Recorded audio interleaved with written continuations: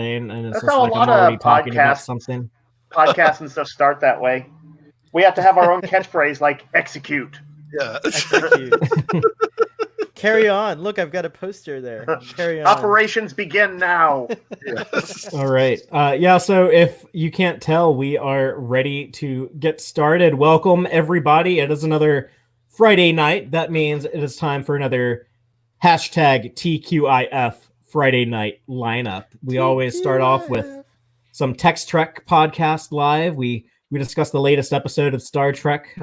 Currently, we're 8 weeks into the 13 episodes of Disco Season 3, and then we'll wrap things up later on tonight with some late night fun on Starfleet Boy After Dark. After dark. Although it might be After Dark now, depending on where you are listening from. This is how Jonathan Frakes does the Vulcan salute, and I always love it. Like he Does he mean like in your face like that? Yeah, or... like exactly, like in your face. I'll show you sometime. Just okay, yeah. I like it. Well, do you know that old meme about the Harrison Ford finger of doom? No. You ever seen this? Look it up. Just like type in Harrison Ford finger of doom, because all it is it's a visual affectation in his movies where he points at people a lot, like, hey, to whoever. Indiana Jones will do it. Han Solo will do it. It's good times. That's awesome. Okay, yeah, now he's like pointing at like C-3PO. Yeah, I can remember Empire Strikes Back doing it now that I think about it. Yeah, we have Sutek's gift of "Was Up" in. Yeah, we have a lot of people watching. They're like, "Why are these assholes talking about Harrison Ford? I want to hear them talk about some goddamn Star Trek." So let's get the show on the road, yo. Let's go. I'm Fathery. This is Brian. This is Starfleet Boy. This is Dave. And this is Tex-Trek.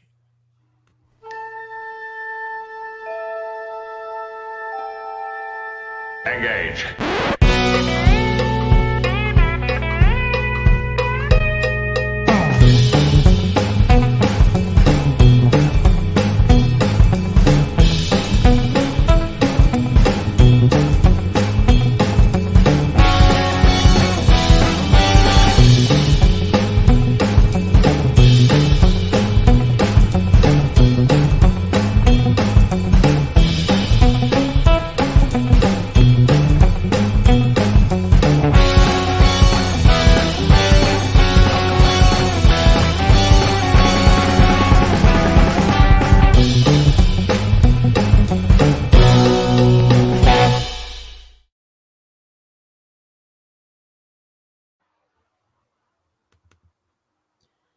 Welcome back aboard the Starship Texas for the 126th installment of the Tex-Trek podcast, the home of Star Trek fandom from deep in the heart of Texas, where we talk all about Star Trek all the time.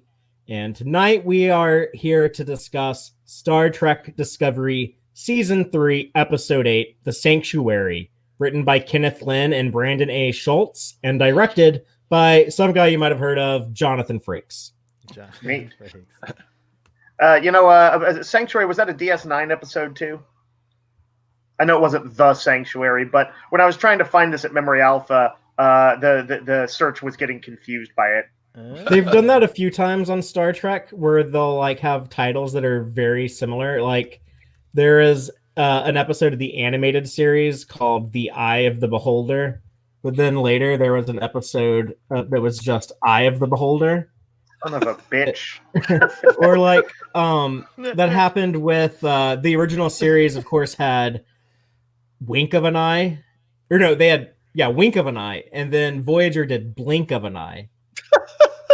So I'm stopping watching Star Trek. There's multiple emissaries and multiple first contacts as well. So true. I guess when you're hitting 800 total episodes or whatever it is, I guess you get a little bit of leeway. It's hard. But I'm watching Star Trek. Think how hard it is for the writers to be like, oh, that one's taken. Oh, that one's taken. But yeah, Sanctuary is a DS9. That's why every episode should be magic to make the sanest man go mad. I like the more colorful. I like the more colorful titles. That's something that only the original series and DS9 and Discovery really, I think, get right. All the other shows have kind of like boring episode titles in comparison. You don't think Where Silence Has Lease is not a a great Well, there are a few exceptions, I think. There's with all of them. exceptions. You know, there has to be like a quote from Shakespeare that has the word sanctuary in it. That's all I'm saying. Yeah. Honestly, when I'm looking for witty quotes to start my role-playing games out, I just take the word, one of the words I want to be in the quote, and then throw it into Google and see what comes up. What Yeah, a be careful fucking because you'll hat. find a whole. What's the what's the reading the book kind of group where you can like rate books and track books and stuff like that. Goodreads or something like Goodreads, that? yes, thanks. Yeah. Just blanking on it. Like there's like endless quotes and stuff in there, and like half of them are misattributed. I've noticed, you know, everything is Mark Twain or or whatever. I usually take my quotes and reattach them to some alien culture with a little tweak, so it doesn't really matter if they were wrong when I got them. But Right, fair enough. Okay, well, let's get on topic here and discuss this new episode. I'm gonna give the synopsis of it that I just took off of Memory Alpha, and then I'll kind of expand on that with spoilers, just to recap it to everyone. But the official synopsis reads: Burnham and the USS Discovery crew travel to Book's home planet to help rescue it from Osyraa, the formidable leader of the Emerald Chain. Meanwhile, Stamets and Adira continue their search for valuable information on the origin of the burn. And just to expand on that with spoilers, they do indeed find the origin of the burn. We now know where it came from.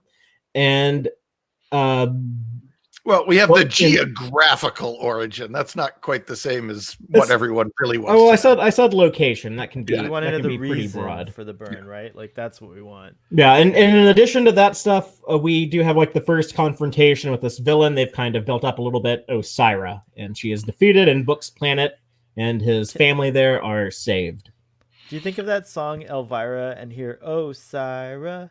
I always think of No, Osiris. but I like that song though.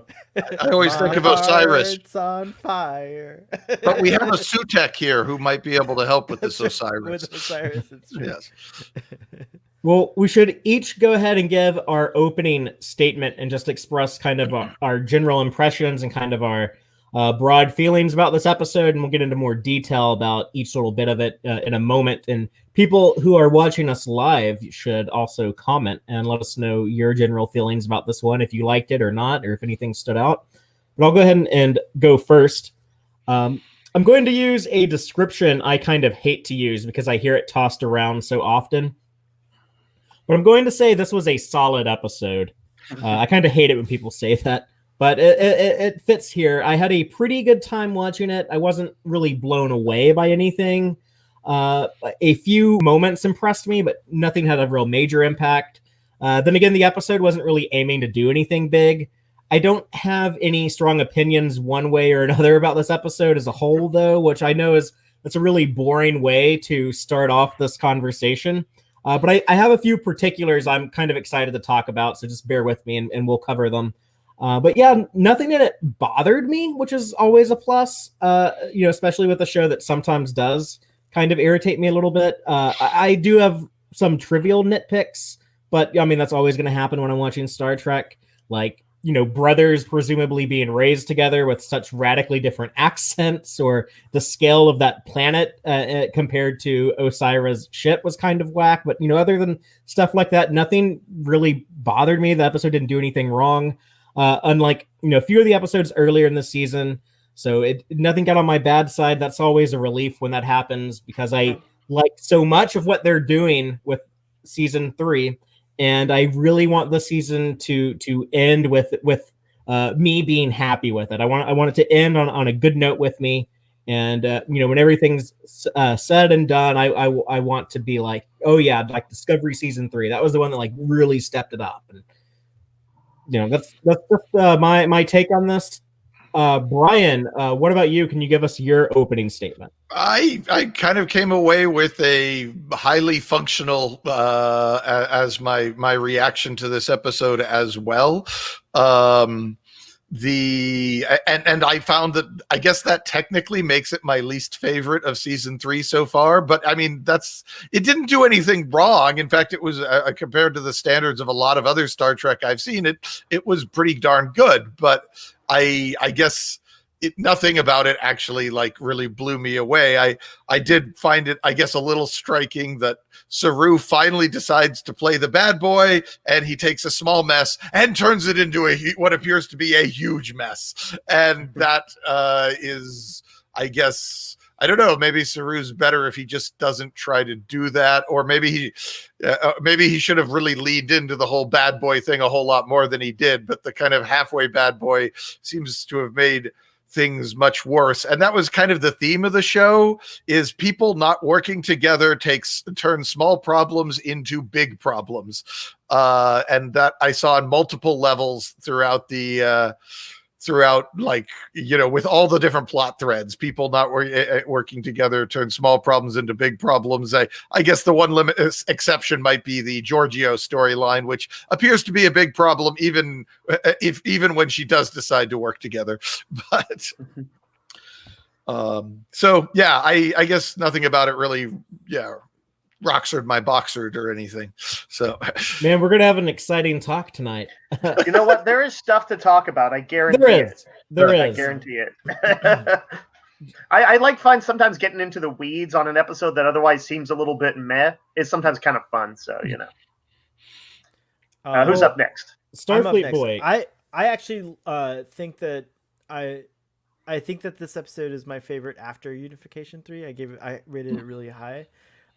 Mostly because I was really entertained by all the character dynamics. Like, I just really enjoyed all the different like groupings that were occurring and stuff like that. And I never favor action over that kind of stuff. So like when it's done where the action's acceptable and exciting, where it gets me thrilled, and then I have all my other stuff like that I want, like the character stuff, I get really excited. So that's what excited me about the episode.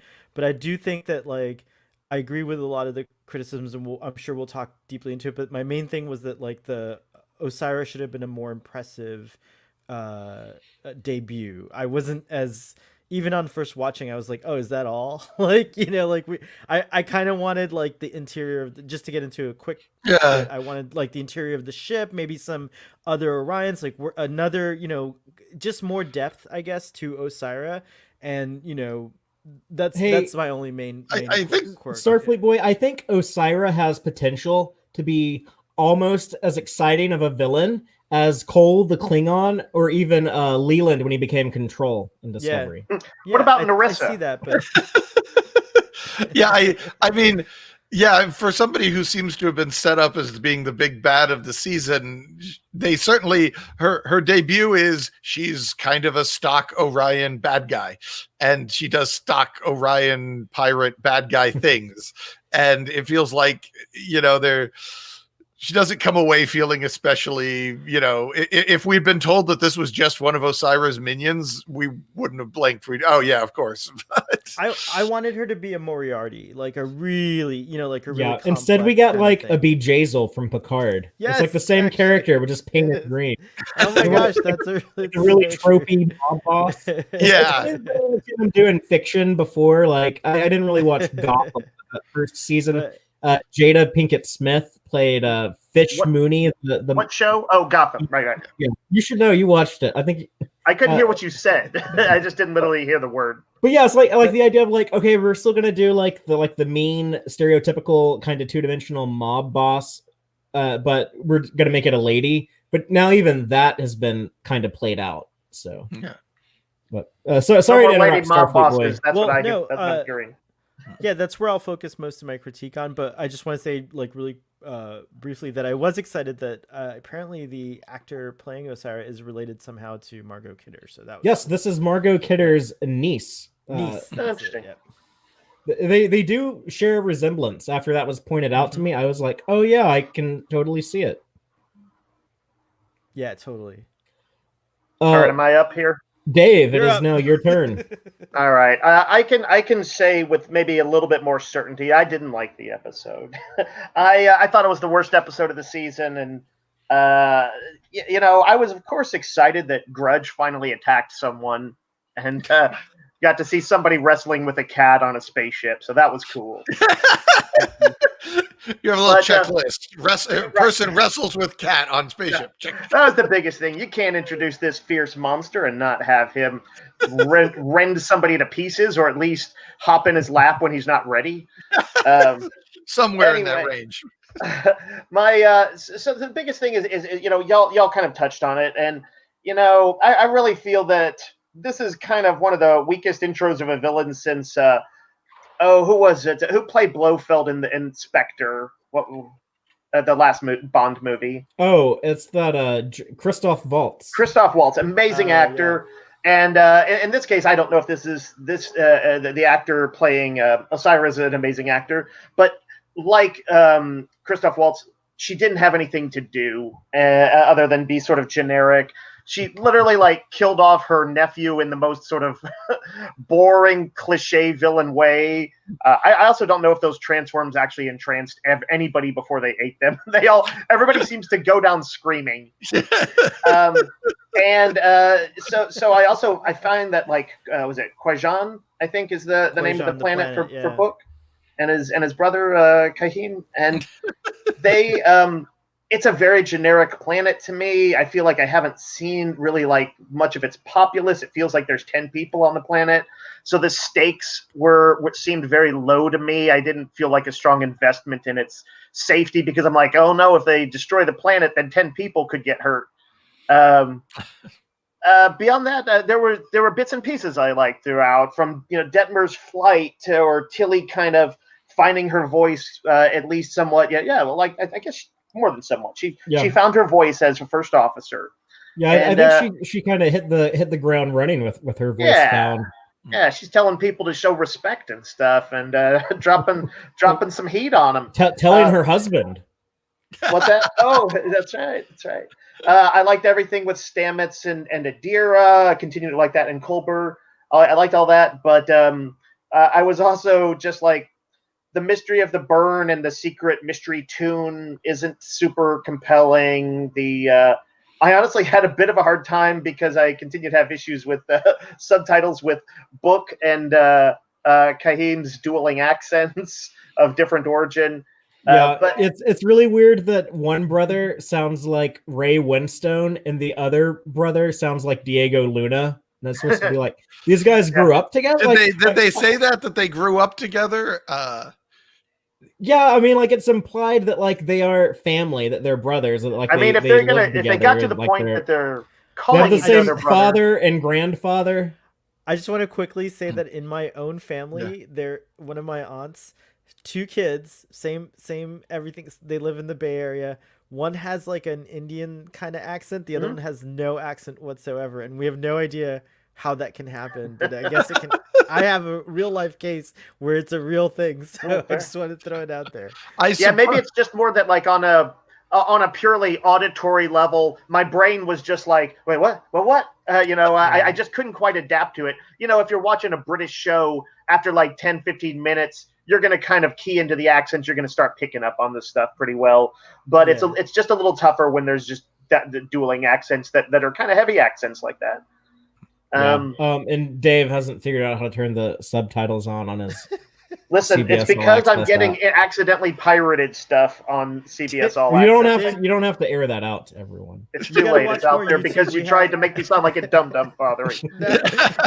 You just literally won't work for me right now. I know accents only because of YouTube, because there's so many different creators talking about Star Trek from so many different places. We have this guy nitpicking nerd who has a strong accent from somewhere, and of course our English friends and our Scottish friends out there. So I've gotten used to accents. Yeah.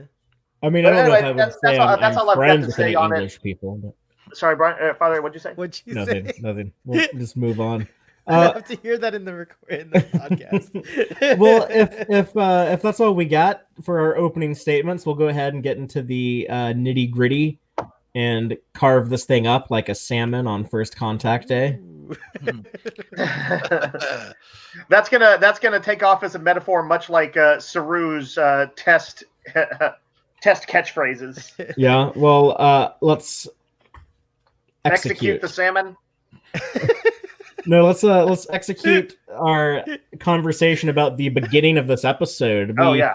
Set up some multiple storylines right off the bat. I'll just go ahead and mention them all, and then we can talk about them. Well, we start off with Giorgio and Culber in the sick bay. This ongoing thing of her and her weird medical condition, these weird flashbacks that she's getting, and she's just so like aggro to this doctor who's trying to help her. But yeah, she's having like the early stages of brain dysfunction, and Michael Burnham is there, kind of I guess being supportive or trying to be supportive of Giorgio, but she's just being such a pain in the ass to these people that are trying to help her. In addition to that, Book runs up in the corridor, grabs Burnham, and says, "Hey, I just got this message from my brother. I really, really need to get back to my home planet of Quai-Jon, and it's 2 weeks away. For some reason, they can't use transwarp because apparently they use transwarp sometimes. But whatever. The Discovery is going to be like the only practical way to get there. So Burnham is like, we need to go talk to the admiral and let him know.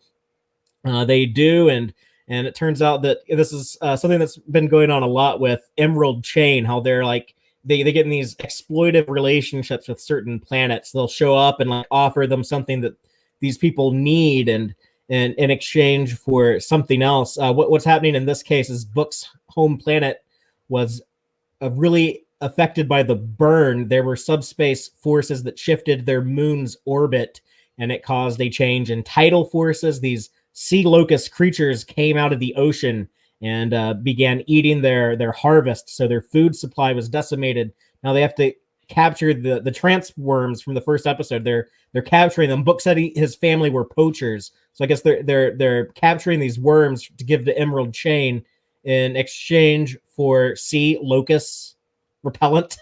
But anyways, Saru comes up with the idea of, hey, the Discovery can go in there and not like start like a big conflict with Emerald Chain, but we can go there as an observer and just help Book see if he can take care of this stuff.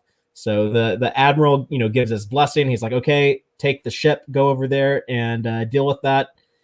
And we cut from that to Hunhao, planet we saw earlier with the salvage plant. And we meet our villain Osyraa and her nephew Tolor. We find out that they're after that Andorian Wren who Tolor let escape. And Osyraa is so mean that she not only killed this guy's dad, who I guess was her brother or brother-in-law, but now she's killing him for being a failure. And we, the audience, know, like, oh no, she must be like really mean and really scary. So what do y'all think of these opening setups? Oh, we also get to see her scary ship. So that's set up at the beginning. Yeah, well, what do y'all think of all this stuff? I thought Culber kicked ass. I think in some ways that's the best stand up to Giorgio that anyone has done in the series.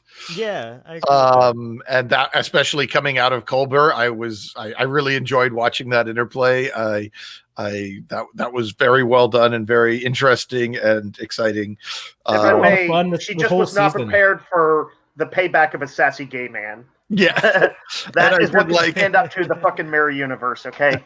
And I did like that Michael making fun of Giorgio's little threats about killing her mom and stuff like that was like everyone's just kind of getting over her as being a scary thing. Yeah. Just kind of, that's just how she is, So. Yeah, where she's like, your mother must be so proud. I'm like, I killed her. Like, no, you didn't. Well, Michael even says it. I killed her at the exact same time she says it. Yep, Giorgio's going to have to actually do something awful sometime soon to build her cred back up again. That's true. I was going to say that. Oh, sorry. I was just going to say Wilson Cruz is totally killing it. He's getting a lot of highlight moments, and I'm enjoying them. I think he's really delivering on. He's kind of like Dr. Pollard. Also, I've always felt the medical staff are the most Star Trek of everyone on the show, and I still feel that way, especially now. Like they're delivering that kind of like, maybe it's cliche or whatever, but that like Starfleet type of personality that I really love. No, I love Dr. Culber this year. He's really been untapped potential this whole time, and I don't think any of us really knew it. I guess Michelle Paradise did, or some of the writers, because they started giving him this better material. But the first season he was just kind of like, oh, Stamets' love interest who dies, does some of the medical stuff and then dies. Then in season 2 he comes back as like the mushroom zombie and all of that spore drive stuff. But then I didn't know you called it the mushroom zombie. Well, whatever you want to call it. But he has his resurrection, but then he's just kind of like a miserable asshole the rest of the season until like the very last episode. And so this season is like the first time they're doing this really cool, interesting stuff with him, and he's not like a victim. He's not like a guy who got killed or like a guy who's dealing with the mental ramifications of that. He's like a guy who with a little bit more agency and a little bit more of like his own agenda. Yeah, he's a proactive character instead of a reactive character or a foil for other people. We actually get to see a focus for him now that he's kind of become that ship's counselor, and he's got a little bit of bite. He did before, but it was kind of just as far as bantering, with his husband and stuff like that. And really, he's just got so much more to do now. I think he's going to end up being like the most notable character of the season, or one of the most notable characters of the season. Dave, do you see this comment from Alexandra? I did not. One of our regulars. Let's see. That's funny.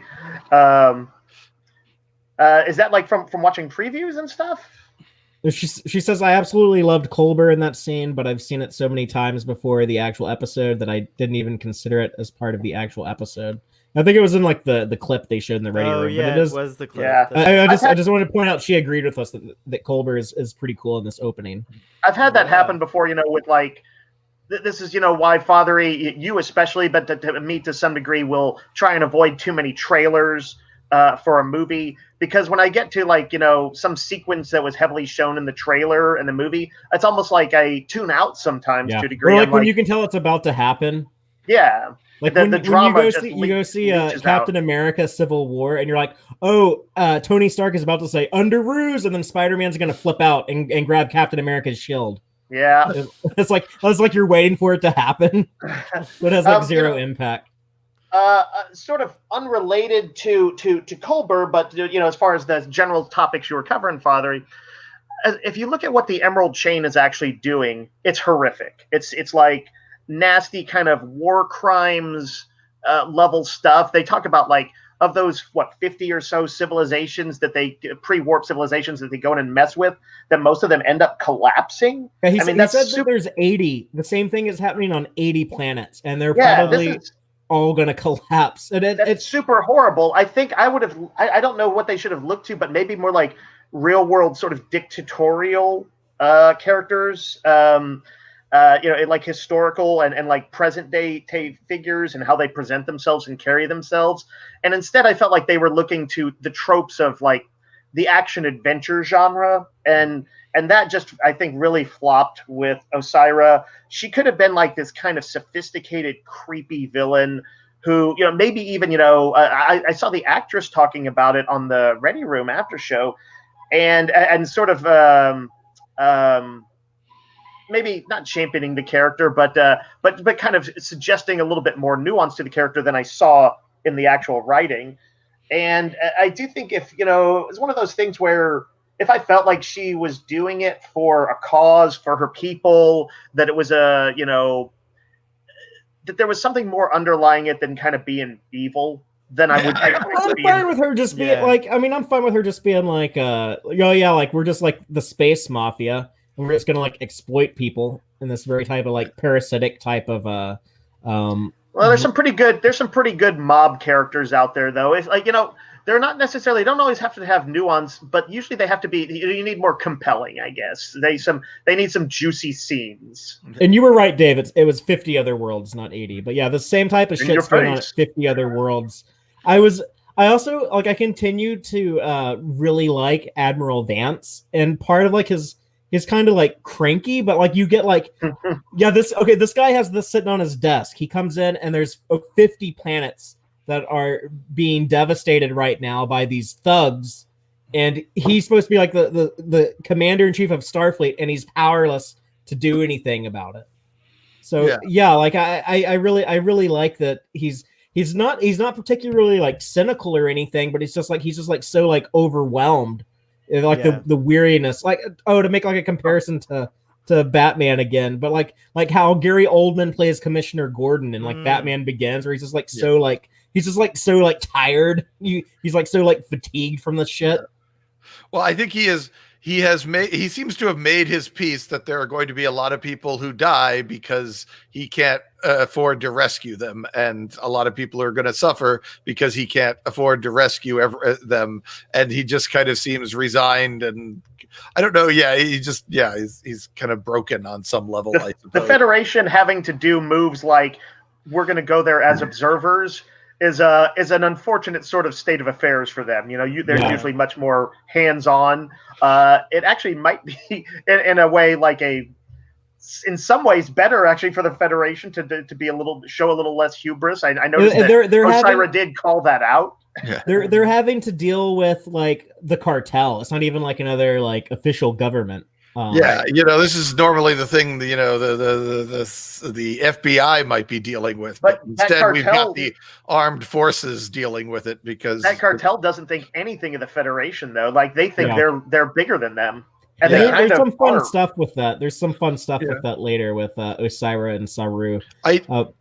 I did have a question about a bit of information. They say that the planet Kwejian, is that how you say it? Yeah, Kwejian. Kwejian will starve if all their crops are devoured. Don't they have replicators?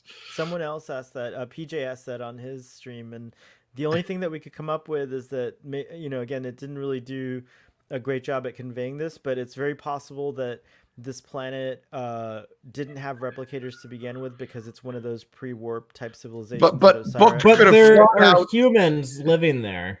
And Book could have flown out and gotten some replicators and brought them back. Yeah. And you know what you can make with replicators? More replicators. I got the impression if the weight of the chain, the emerald chain, is upon this planet, it's safe to say Osyraa sends inspectors and removes replicators or something. They have these excellent jamming fields that can keep you from tracking anything. I feel like hide the replicators. On a very general level. I was just trying to come up with the reason, but you're right. It's really hard to believe that there's no replicators. I don't know. I feel like there's kind of a quick and easy explanation for just about all of that stuff, which is just that the burn knocked everybody off their feet, and like things that were commonplace are not as commonplace now.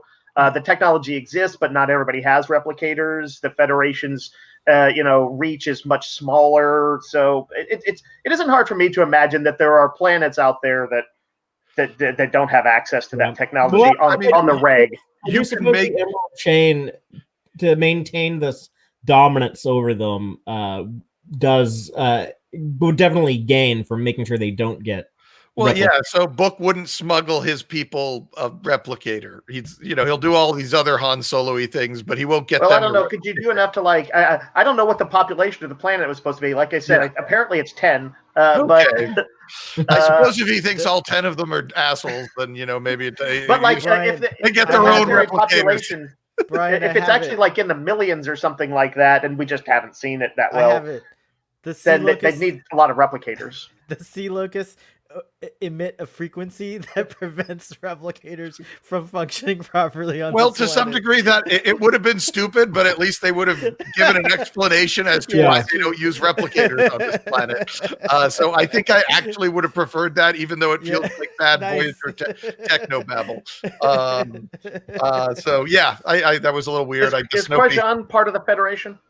No, I don't think so. I believe they pretty clearly. Does everybody in this future have replicators, like everywhere in the whole universe? Or galaxy? Given that you can use replicators to make replicators, I suspect they're pretty common. I mean, it seems really weird that like some humans would, unless it's like a Terra Elysium situation or like a Paradise Syndrome situation. It seems really weird. Like some humans would go live on a planet in the Star Trek future and not bring any replicators with them. There are already like microwaves in Star Trek Picard, so it makes sense that it's like they're everywhere. So I guess the other sort of tied in is let's see, we see the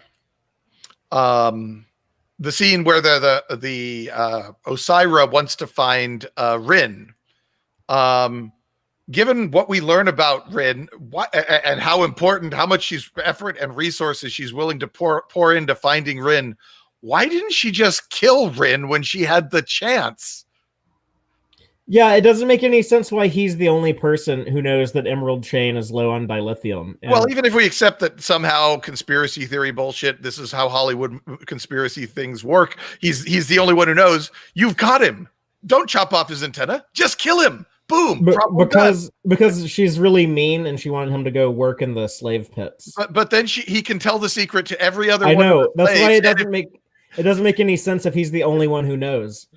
Yeah, okay. So I was wondering if there was some explanation I was missing. It appears not. It's possible that we'll learn more about him. Pastel Pirate in the comments has an interesting theory.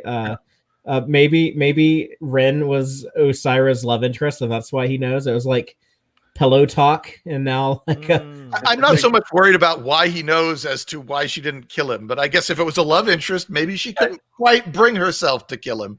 That would give some nuance in there that would at least be something to kind of hang the drama on. I think I've seen him speak about her in any ways that indicate he was reciprocal. Doesn't mean that he might not have essentially been some kind of sex slave. Well, yeah, like I don't want to waste too much time talking about that, but I just thought I would bring it up. But let's move on. This is a hot episode. We're really sexy time. Did you guys understand what was up with that Nebula song sequence? Let's talk about that in just a second. Okay. All right. After the opening tease, we get Tilly and Saru on the ship. Tilly being the first officer, using that interactive comm badge menu. I thought all that stuff was kind of neat. I like Tilly's actually like pretty functional as the first officer. They don't make her kind of like an awkward babbling moron who can't handle it. If she does get like overwhelmed, I kind of want that to be like a big thing. Like if she does end up like falling short, maybe Michael ends up stepping back up to be the XO again or something. Like I don't want it to be at like Tilly's expense. I want it to be at more of like Burnham's like show like why Burnham is actually like so good and fit to be the first officer if they plan on restoring that status. But the two of them go down into engineering where Stamets has narrowed down the location of the burn to the Verubin Nebula. And they figure out there's a broadcast coming from the nebula, a signal. It's the same music that we heard earlier in the season. It was the music the Barzan mother was humming in the hologram back on that seed ship. It is the music that Gray liked to play on the cello. Now Adira can play it. Adira is going to run an algorithm to like decode the signal they're getting.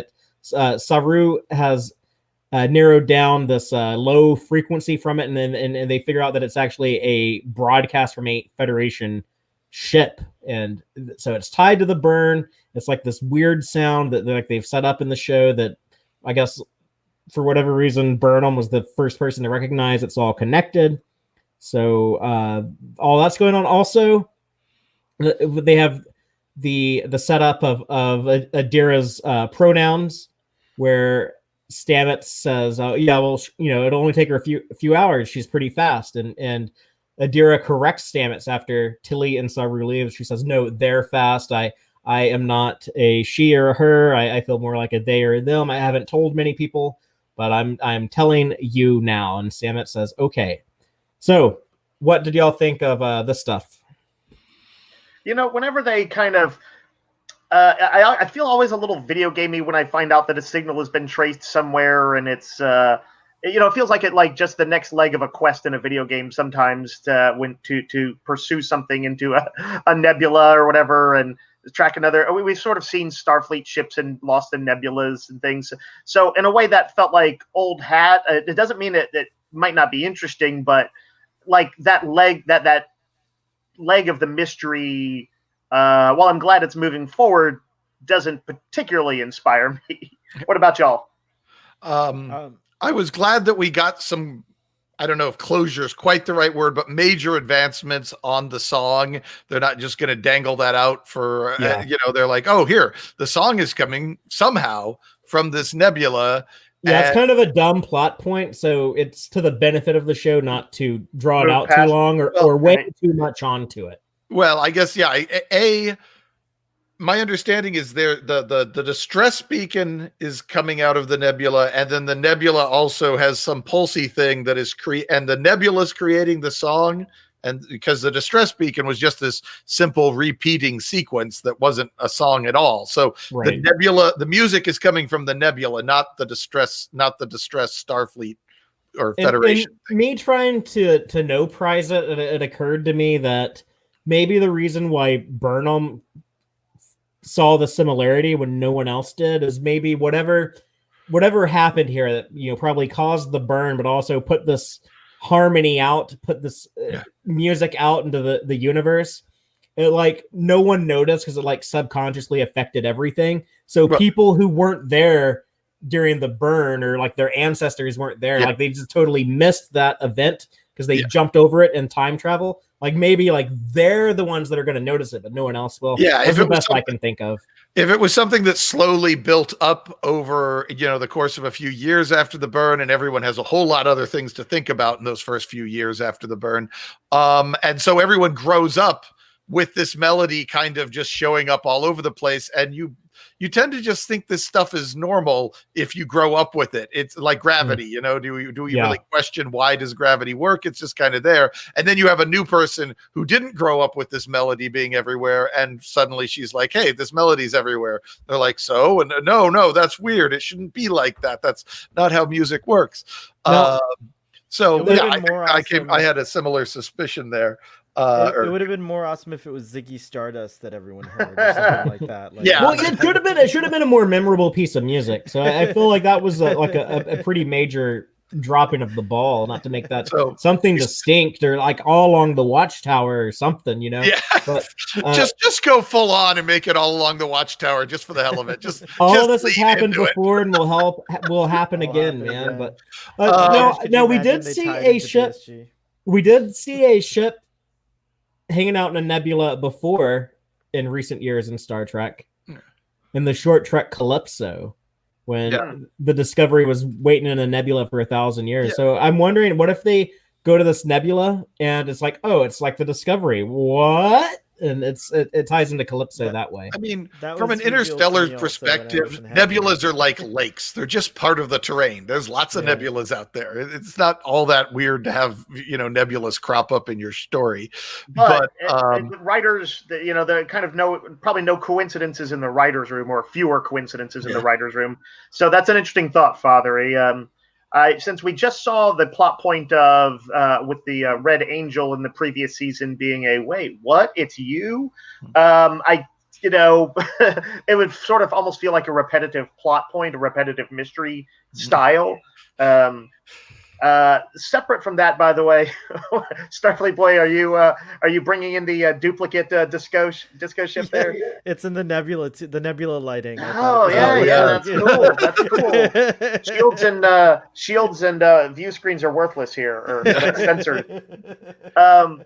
I did. On the other hand, I had no bones about it. I definitely liked the scene where Adira found their pronouns, which I know that I am probably going to stumble over, so I apologize in advance. We'll just correct them as we go. But Stamets' reaction is the righteous reaction, and was cool. It was cool just to have it in there. He is a great he's a great father figure in this sequence. Yeah, like I've lived this moment where like someone came out to me as trans, and it was several years ago, and it was interesting. Like I wish I handled it as gracefully as Stamets did and just said okay. Like I was like, what? No, like that can't be. Like, but I was like, what I should have done was just been like, oh, okay, and like moved on. But that was it was really cool, because this is something that worried me that they were going to use, because we thought this might be something that they do, that they switch this character to they them pronouns because that's what the actor uses. And I didn't want it to be like a Trill thing, because like, oh, like I'm all these different people and all these different genders, just call me they. I was like, no, like I want it to be like an actual representation of like an actual non-binary person in 2020. Right. And so I'm glad that that's how they handled it. Yeah. Yeah, I know that the actor Blue DeBarrio, is that? Yeah. Was wrestling with this at the same time as this was being made. And I actually kind of think it's cool that it came out on the show, whether the writers intended for that to be the case initially or not, just because that moment of making that decision of which, by the way, the actor did a great job of.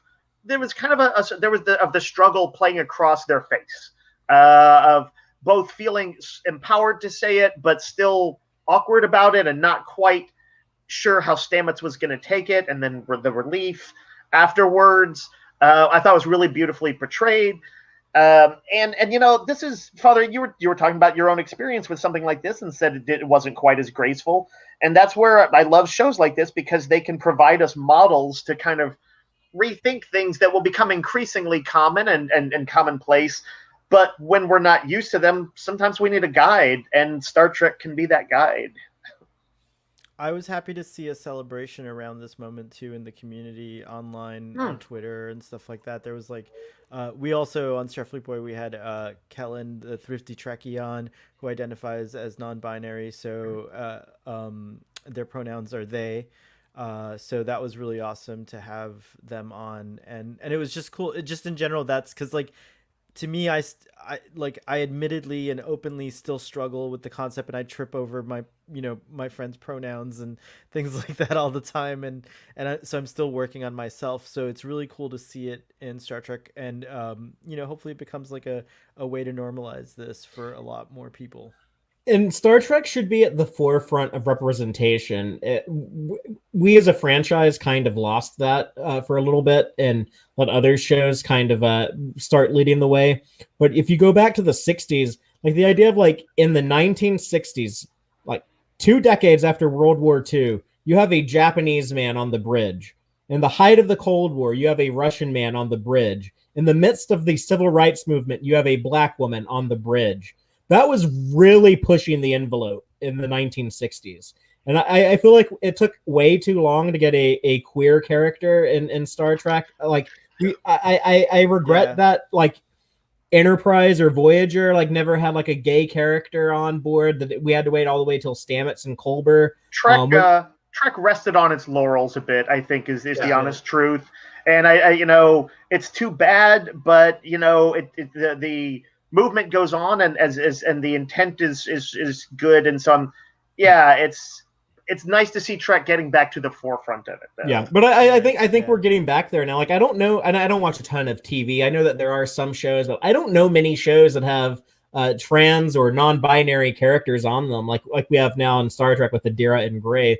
That's something that's still very uncommon, and that we'll see more of. So I'm glad to see that Trek is at the forefront, like it was in the 1960s. Yeah, you can do that. This is a moment where Tilly and Burnham can start crying, and we all hug each other, and the music swells. I think it's appropriate here. But unless there's anything, let's do the bridge crew applause. Yes. I will echo what everyone said here. I didn't have much more to say than what you guys have already said. I love Stamets and Adira's scenes together. They are excellent to watch and quite touching. So, well, let's talk about this main mission. We're getting a little behind schedule, but the actual trip to Quajon, Book is kind of nervous and excited about showing his new girlfriend his home planet. So I like they took the time to bring that up. But yeah, Saru gives the black alert order. He says execute, and tries that catchphrase out. The disco does its spin-a-roni, spin the saucer, spore jump move, gets to the planet. Book and Burnham go down to the surface. In the ready room, Tilly and Saru are hanging out in there when the Andorian Wren comes in there kind of being like, I need to talk to your captain right now. And Tilly's like, you try that again, mister.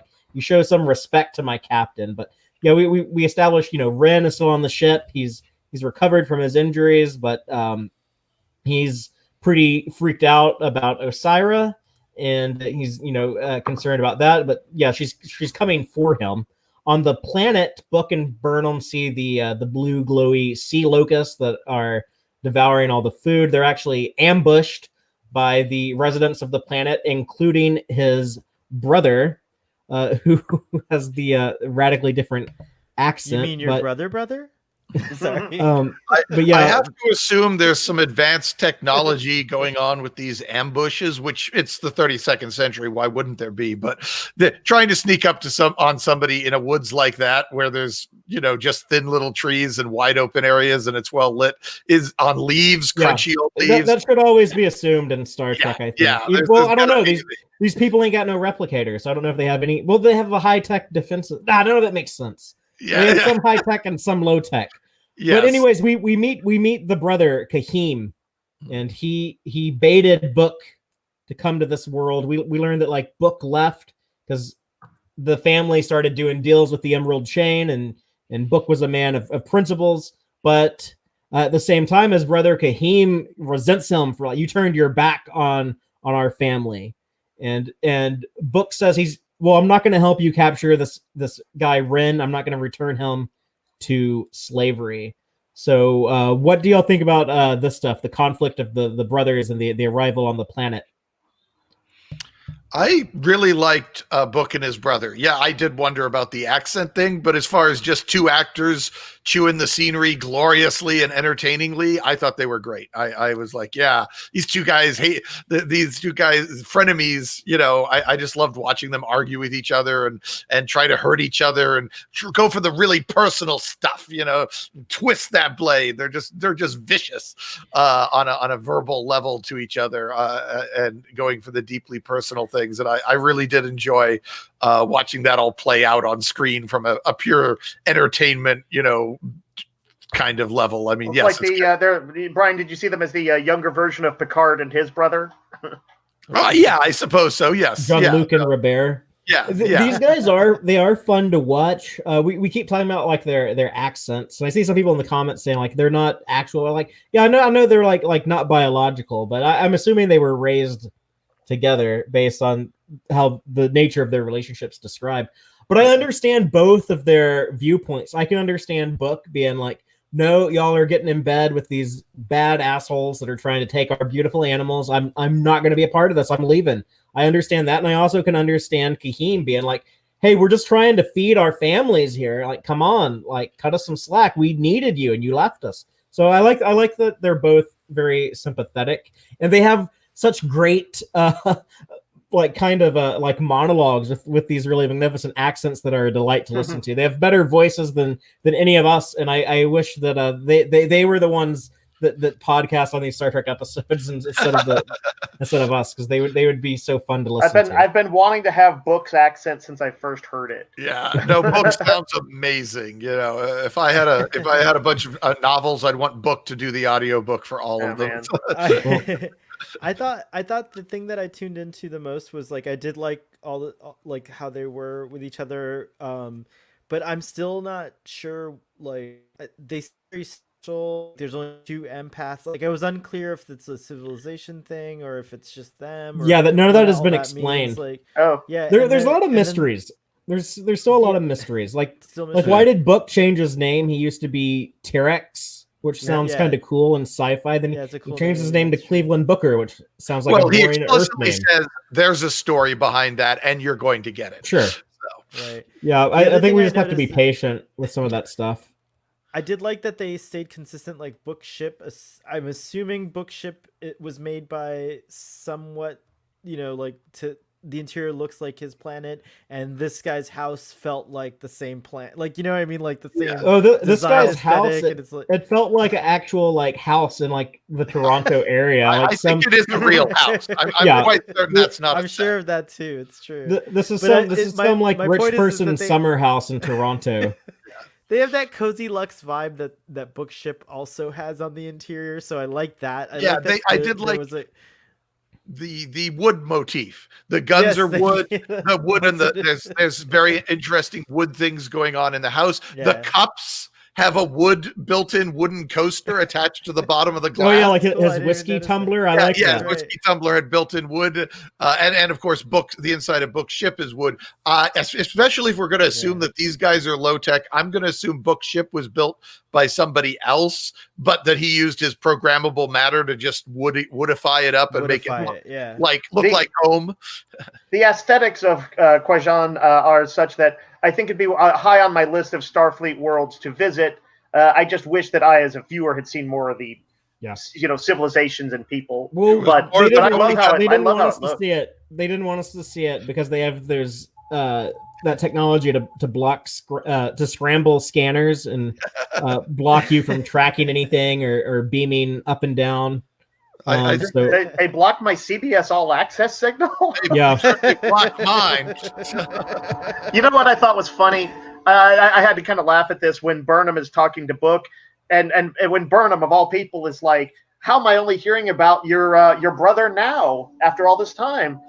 Given the Spock family tradition. Yeah, there. you're right. well, we always knew about her brother. Spock is the one who didn't talk about family. Yeah, I guess she doesn't. She cannot know the sort of retconned future of her brother and his many secrets. Michael is continually in shock about how many people are not talking about their siblings, but everywhere she goes, nobody talks about their siblings. Even her own brother won't talk about her.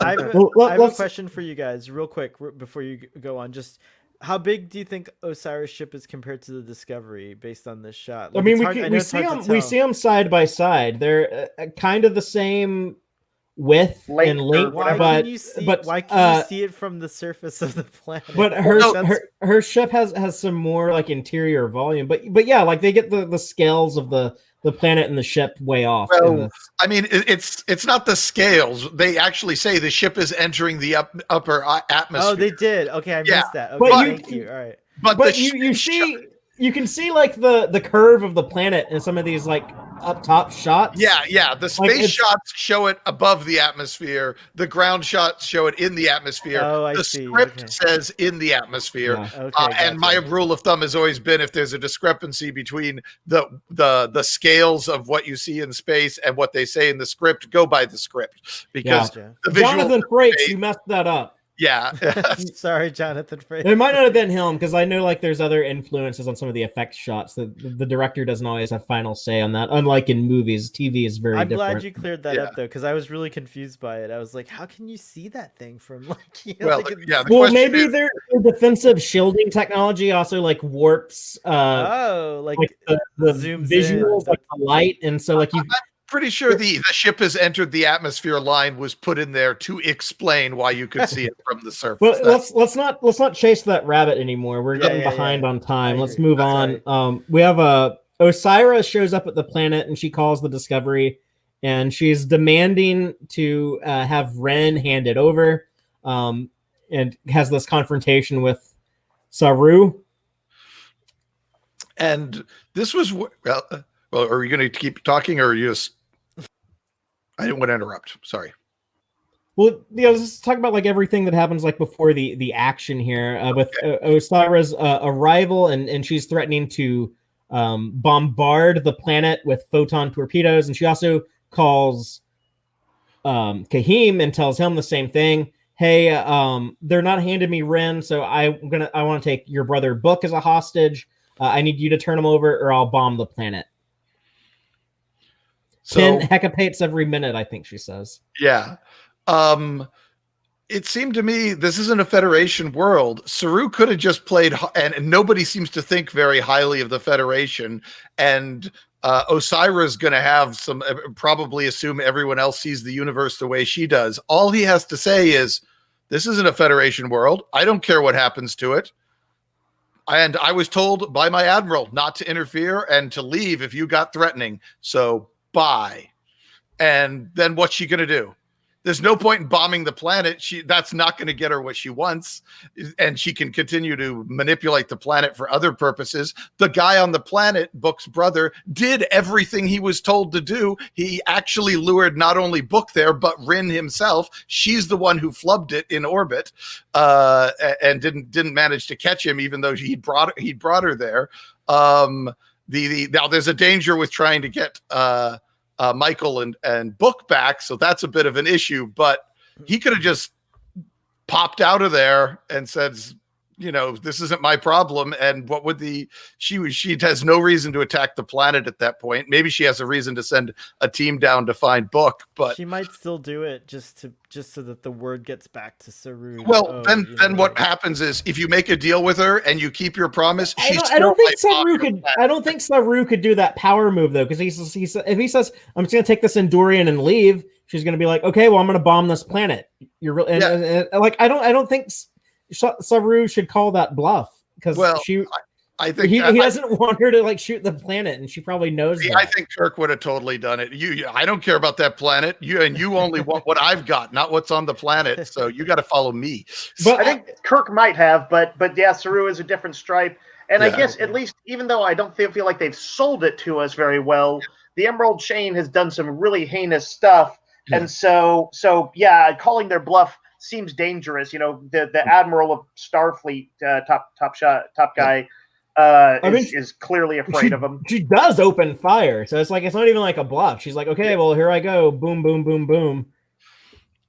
Yeah, it's funny. We were talking about like being able to see the ship from orbit and stuff. Like when the ship is shooting the photon torpedoes down, and you see the explosions from the space shots looking at the planet. I was like, those explosions look huge, and then on the surface of the planet, they're a lot smaller. And I was like, oh yeah, that kind of bothers me a little bit, but whatever. And it's not nearly as egregious as seeing the ship later. So it was just kind of a little preview, I guess, for what was about to happen. But that's kind of a trivial nitpick. But I am surprised that warfare technology hasn't advanced further than what we were used to, like photon torpedoes and phasers. That could just be a convenient weapon that they happen to have for bombing planets. I mean, they might have something much better that they would use in a military engagement, but good old dynamite or whatever that they used in explosives from World War II works fine if you're bombing civilian targets. I do wish that they would have a little bit more future tech. I know we can explain it as being like, well, the burn happened and everything regressed a little bit, but I would like to see a little bit more stuff than photon torpedoes, or I'd like to be oh, we're getting trained on this new technology. I can just put this thing up to my brain and upload it into my brain directly, or things that we haven't seen before. I want to see a little bit more. I like the programmable matter. I like the floaty chairs. I like the detached cells, but they kind of stopped giving us that new stuff. So a little bit more of the new, please. Yeah. I would assume that the top of the line military weapons for use in military engagements should be a bit more advanced than phasers and photon torpedoes. But for this particular case, I was fine with low tech. I do like Saru being put in the difficult situation of do I engage or not? Do I start a war with the Emerald Chain? We can't really risk that right now, but I can't let these people just get devastated. And it was a very traditional Star Trek type thing. When we get into the actiony stuff, it's actually Tilly who comes up with the alternative plan where we can take Detmer, put her in Book's ship. Ren knows all the weak points of the ship, and they can actually be the ones to fight it. Yeah, which was a terrible plan. I mean, its main objective, don't start a war, appears to have failed completely. They would have been better off just having Discovery open fire on on Osyra's ship and maybe take out Osyraa than what they did, which was try to do the letter of the law with a bunch of mafia people who don't care about the letter of the law. And so that loophole is meaningless to them. And they nearly got Detmer and Rin killed using this this dangerous attack. I disagree. I think it worked. I think that they were able to avoid the Discovery, opening fire, which is what they aimed to do.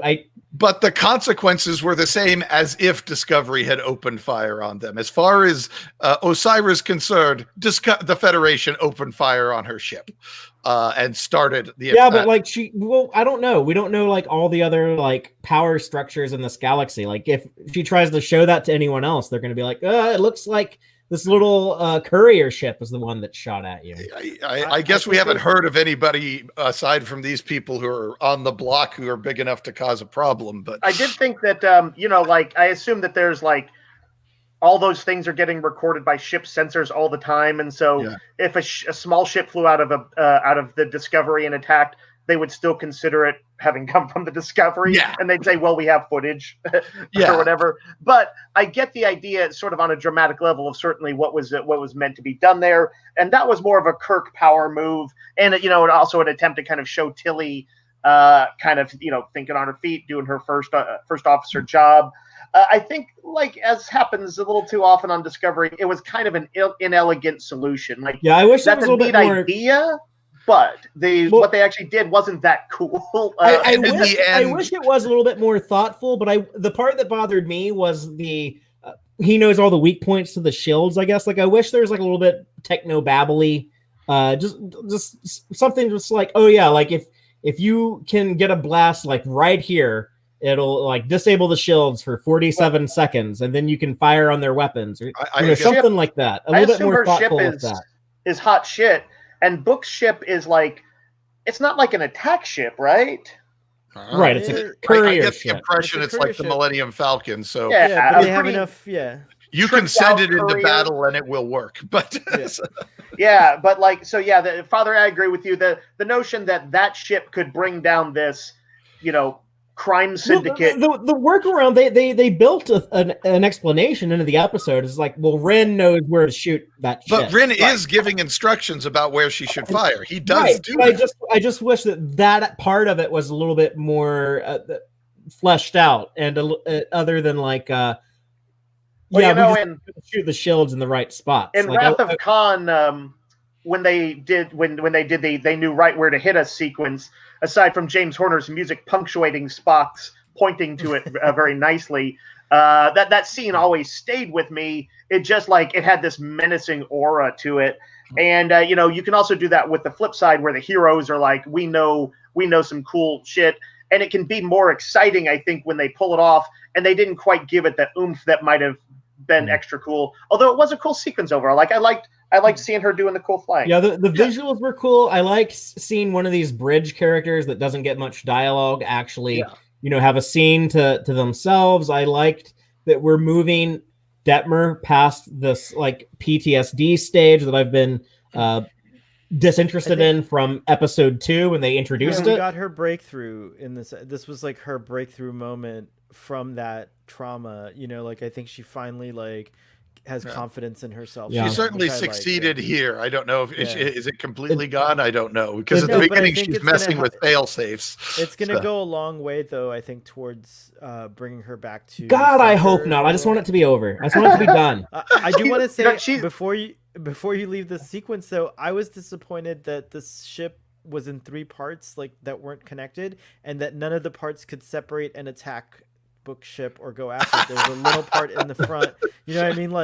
It was just what was preventing that little tiny part in the front that was separated from becoming a little attack ship. I mean, I like the ships. I love these designs that are like the floaty components that aren't physically connected. I think that looks really cool and different and is appropriate for the 32nd century. And we first saw that with some of the Earth ships in episode 3 of the season, not Children of Earth, People of Earth. But I don't know if I want them everything to split apart like the Prometheus. But it should. It just doesn't make sense. Or it should reconfigure itself to have a more powerful weapon stance, or something. It doesn't have to do those things, but it would be visually fun. I'll grant you. It would be visually fun. Yes, but what was not visually fun was seeing that ship so high above the planet's surface, and then seeing in the forest, Book can just look up and see it, and he's like, oh, that's my ship fighting that ship. That's how it is. But yeah, they get attacked by Kahim and his goons, Book and Burnham, that is. Kahim and his brother, they have a cool one-on-one mano-a-mano fight, which was kind of like a TOS rough and tumble type of confrontation. But somebody overdubbed some TOS music on that. Yeah, well, I liked it. I love that type of stuff. They're rolling around in the Canadian maple leaves outside of Toronto where this was shot. But Book gets the drop. Kahim gets the drop on Book. He's holding him at knife point, and he has him captured. Burnham has one of the guns, one of these wooden dart guns, though, aimed at Kahim's head. So they're in kind of a Mexican standoff type situation. And then Book is really cool here. Book says, you know what? you need me, you want me to surrender, you're gonna be an asshole like this and do this to me, your brother, I'll surrender to you. Like, give me that gun, Burnham. Here, you're gonna take me to Osyraa. He hands the gun to Kahim. And I guess these are stun weapons, but Kahim won't fire on his brother. I was assuming that they were isolinear tags that would bypass the transporter scrambler and allow the bad guys to beam them up. So if they tag the good guys, then Osyraa would immediately beam them up. But they didn't actually say that in the script. We see someone get shot with this and stunned. So okay. So I just saw the dart hitting the tree and thought, oh, they're using those tags like in Insurrection. Insurrection.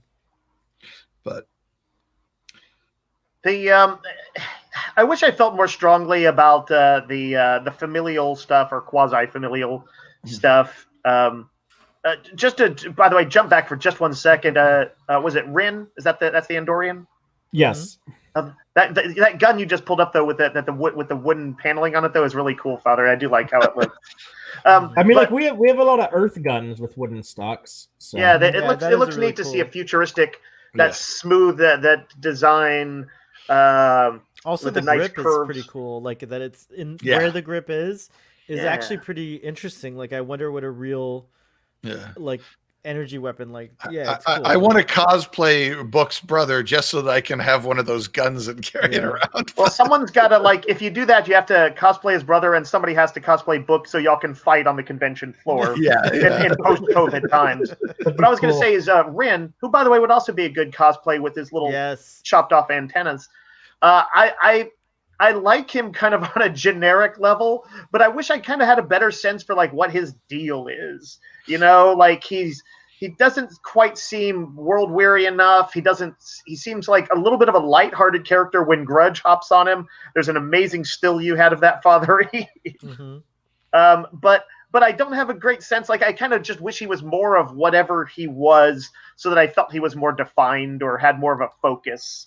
Father's somehow. on mute. You're on mute, Father. You're trying to speak. But... Oh, yeah. I did that earlier.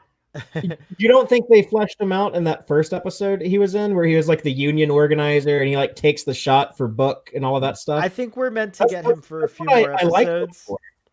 Well, I think we're going to get that. It's going to come, Dave. I think we're going to get him for at least, I'm predicting at least 2 more episodes. I don't actually know, but I think that Rin's meant to be part of the end game, if you will. I'd actually like him to join the crew, to be honest, because I'd like to have, and I guess I'm going to say an alien of color on board there. I know they've got lots of aliens, but I want a vivid TOS alien on there. Yeah, I would much rather have an Andorian who can actually like be a character and have a face that can actually express emotions than another one of those octopus things that I hate. Yeah, right. But, I also really like Noah Averbach Katz, or however you say his name, the actor. He's a Mary hero. White's been playing him. He followed me on Twitter yesterday. So very cool. Noah, if you're by chance hearing this, I think you're really cool, and I'm so glad that you, being a lifelong Star Trek fan, are like living the dream life now. Oh, that is cool. He's a fan. Well, so here's the thing. I think it's funny he can cosplay as himself. And that's the ultimate. That's the dream. That's the dream. Let's wrap up the stuff with the main story, though. They are able to disable the weapon systems on Osyraa's ship, and I like this exchange between her and Saru, where at the very beginning she was like, "Oh, we don't get many Federation ships out here. Are you lost?" And then here, after all this stuff happens, Saru can just talk to her and be like, "Oh, I see you just got the shit kicked out of you by that little ship. Do you need any help?" Yeah, that was cool. So it was fun to see that. I am enjoying Captain Saru, but she basically is a failure here. Kahim won't turn over his brother. Saru won't turn over Rin, so she is forced to retreat. And back on the planet, right when her ship leaves, right when they watch the ship leave the sky, I feel sorry for Kahim because he's just like, we're all going to starve now. But Burnham comes up with the solution of, wait a minute, maybe together, what Brian was saying, like the theme of working together, together we can drive the sea locusts away. And brother and brother use their magic glowy foreheads that we still don't really know much about, but they communicate to the locust, and then they're aided by the Discovery, which is amplifying the signal. I really love that they put some thought into this, because it would be weird if like the Starfleet technology can amplify like their quasi-magical empathy powers from their foreheads. But no, that's not what it does. The Discovery is actually doing the more sciencey stuff and is amplifying the electromagnetic signals that the locusts use to communicate to each other. So like that's the part that they can enhance, not the glowy forehead. I don't think I noticed that specifics, but that's a cool catch. Basically, it's an important distinction. It's an important distinction. Book and his brother can get the signal out to a few around him, and the Discovery can make sure the signal goes out to everybody. Yeah, they crank it up to 11, and all the locusts can hear it, and they're like, "Oh, I guess we're supposed to go back in the ocean." That's what happens when they beam out sabotage. See, they beamed out Kumbaya, but kind of. or what's the song they play in the Statue of Liberty in Ghostbusters 2? Your love is lifting me high. They beamed that up. But the first time I watched the episode, I was like, wait a minute, Discovery can amplify a psychic signal, and then I thought, it's 32nd century technology. Of course they can amplify psychic signals. And then when I rewatched it, they just psychic. When I rewatched it, they mentioned electromagnetic, and I was like, "Oh, okay, it's just electromagnetic." Darn, I wanted a psychic ship. I'm glad. Cool. I'm glad we didn't get that. Psychotronics sound cool. So, would you say this is a? Go ahead, Starfleet boy. Sorry. I was just saying telepathic technology should be real. You should be able to think something, and the technology, but at this point, should be able to understand your thought and execute on it, so like, because that's already something that's almost real now. You can put like electrodes on your head, and we can kind of you can think a word and it'll type it on a screen, kind of. And we're almost, I mean, if this really should be a tech they would have by then. I think it's one of those that they're probably a little cautious about, just because you don't want to do something that feels too much like magic. Even if it's something that's graspable in our time, it still kind of feels like it's magic. I agree. A lot of Doctor Who, and there's a lot of good. I know, but I don't want Star Trek to feel like Doctor Who. I want Doctor Who to be Doctor Who and Star Trek to be Star Trek. Father, I'm excited that you caught how the science worked on that, because it's something that kind of charging them to do a little bit more of, and this is a case of them coming through on that, even if it was a little bit below the radar and I didn't catch it. I liked how again, as you pointed out, Fathery, we've got the two brothers work together. Problem turns out to be easy to solve. When Rin is willing to work with the crew of Discovery, then they are able to find a solution, albeit one that makes the long-term problem worse. But they find a solution to Osyraa. It's again and again throughout this episode. If the good guys had just been working together from the start, these problems would have gone away much easier. And so I did like that there was kind of something of a reoccurring motif throughout the episode with that. I will say that, at least for the planet Kajan, how do you say that? Kwajan. Yeah. They did come up with names with somewhat difficult to pronounce. The planet Kwajan is probably saved because Osyraa is going to be busy going after the Federation from this point forward, and we'll probably forget all about this planet. So they saved the planet. Good for them. But what happens the next time that the sea locusts come and they don't have space pesticide or the Discovery to amplify their brain power? Yeah, well, they could certainly call Book and he could come back. They could probably even build a gadget that does that one particular thing and put it in orbit. It wasn't clear, but was the crisis also caused by Osyraa? Like, no, it was caused by the burn. They say that. Yeah, I didn't catch that. Admiral. It shifted an orbit thing, and it stirred up the locusts. Someone told me that. Locusts. That's right. By the way, that was Jeremiah D says Book and his brother handshake was pretty dope. And I do want to say that, just like a little bit of a close, familiar male contact there's some non-toxic masculinity there. Yeah, when Book gets to meet his nephew, and he's in good terms with his brother, and they like to touch their foreheads to each other, but it kind of makes sense because they establish that's their glowy magic power and lets them talk to animals. It's very like Aquaman too, where it's like well, I don't order them to do things. I can only talk to them. I can just like ask them to leave. I like the more consensual nature of it. Old school Aquaman, I think in the 50s and 60s, is like, I command the fish to do this, and now they're like, yes, my king. Yeah. Now it's a little bit less of a master servant kind of relationship. Same way they kind of downplayed that in the Lord of the Rings movies, even though it was a pretty big thing in the books that Sam was like so subservient to Frodo.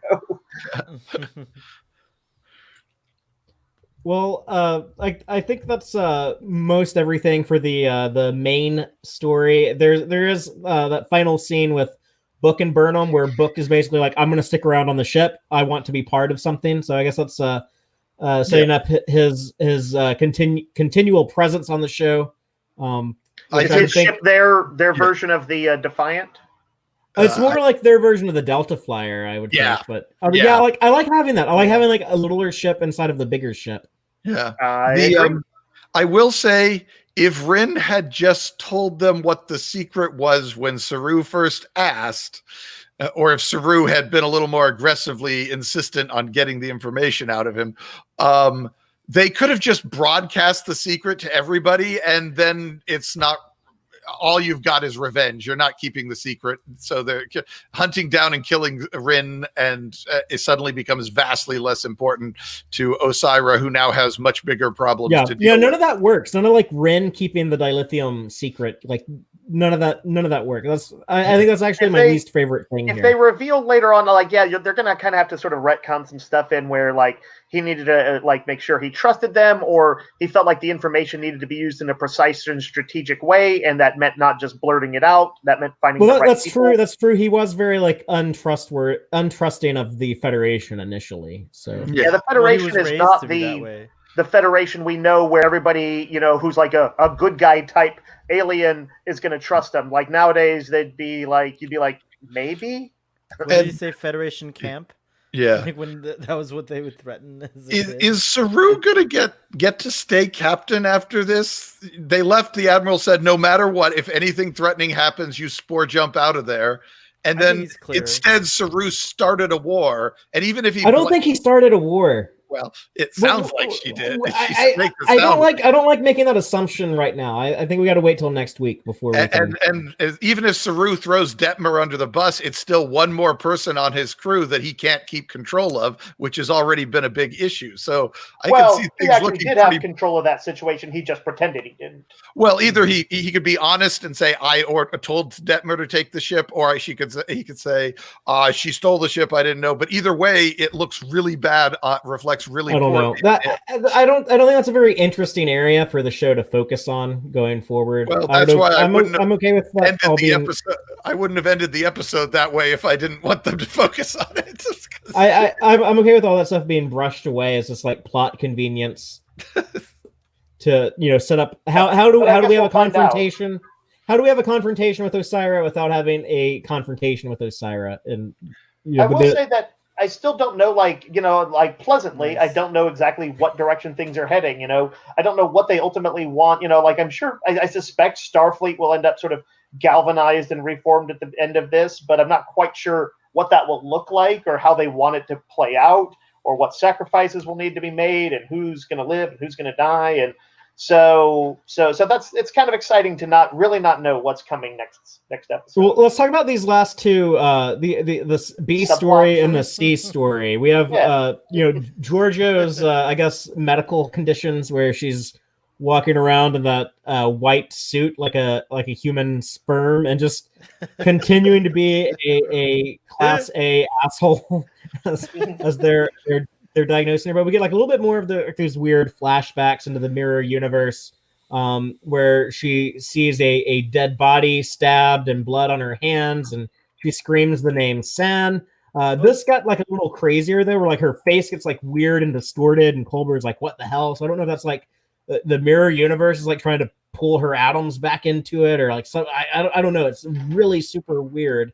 But this scanning of her brain, this atomic scan, I think they called it, or the atomic scan, it triggered all these memories, and she snaps out of it. She steals one of the little sensors that they had on her and hacks into it to see what's going on.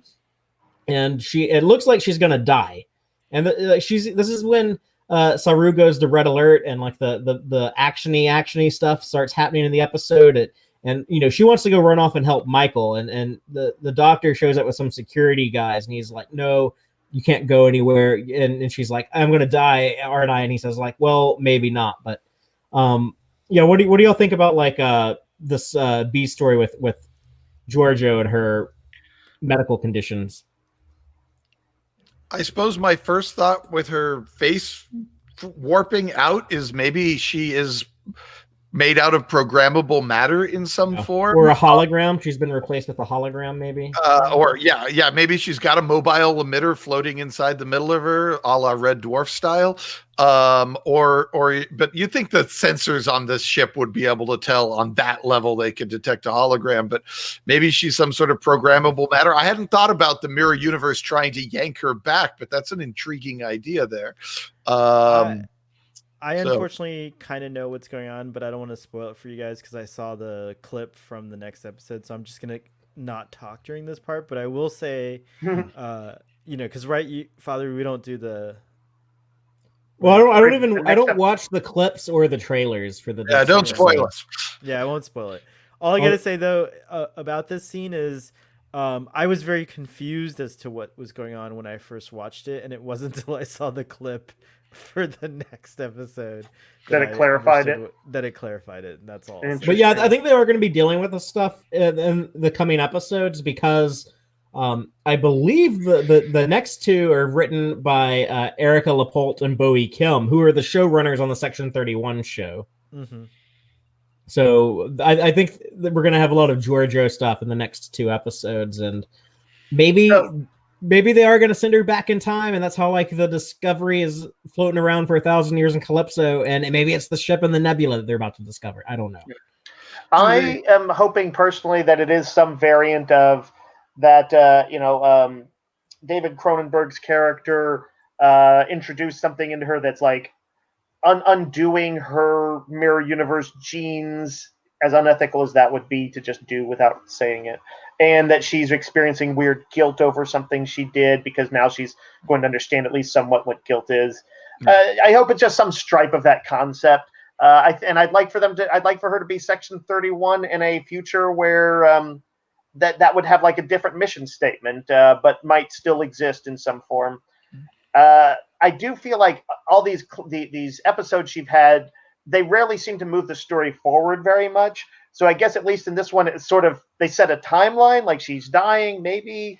But I was disappointed because other than watching the repartee with Culber, which was enjoyable enough, it didn't really move her story forward very much. Well, we didn't get to see the scene where they go off and talk together in private, which was annoying because, like, we're going to have this little conference and explain what we know, what we learned. But you, the viewer, don't get to know. Yeah. So it doesn't move things forward in the final cut. And maybe that's how the next episode will begin, is with like another opening of like the two of them having a conversation. Starfleet boy knows. He knows something. But what I will say is Jessie Gender nailed it in her review when she said this plot seemed like a treadmill, like kind of like here's just enough, but something's coming in the future and you'll know. It wasn't like we didn't learn anything terribly exciting, but we learned that we're gonna learn, if that makes any sense.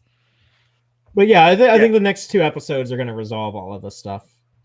But then we'll have three more to resolve the season. I do want to say Michelle Yeoh looks really fit in that one. Oh my god, that one. It's crazy. Yeah, isn't she? Is she like 58, 60, something like that? I know. She looks like her that. body. Her body looks like a 20-year-old's, and that's no joke. Like she looks just ridiculous. Yeah. I will now engage only with traditional Chinese medicine. I know. Well, let's talk about the C story of the episode, which was some of the Stamets and Adira stuff. We get to see the two of them in the music room. They are doing like some it's almost like parent-child bonding, like the type of relationship they're building with them. that they have this jam session with the cello and the piano. Adira is going through like some complicated trill stuff. I guess it hadn't occurred to me before. I guess that might be kind of allegorical to the notion of transitioning.